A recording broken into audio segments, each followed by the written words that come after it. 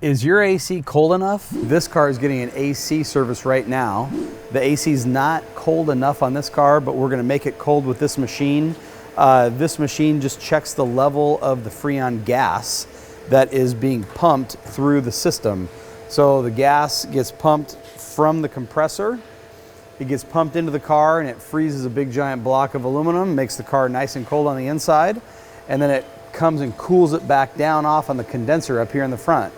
If your car's not cold enough, bring it in, we're gonna do a Freon level inspection and we're gonna check for any leaks. Once we have the system operational and free of any leaks, the AC is gonna blow nice and cold, be ready to go from here to Las Vegas in the blistering heat.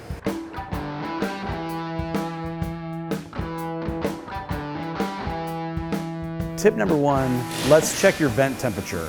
So to check your vent temperature, you can use any household thermometer. You could put it in the center vent.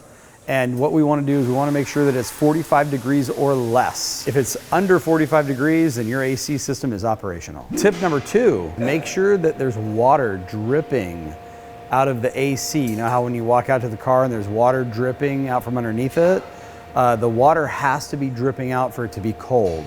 So the more water that's dripping out from the air conditioner in the middle of the car, the better. And tip number three, during high AC usage, so lots of fan going through to the inside of the cabin, make sure the cabin filter is either clean or it was replaced recently. If you want to get your car inspected for all those things, bring it in.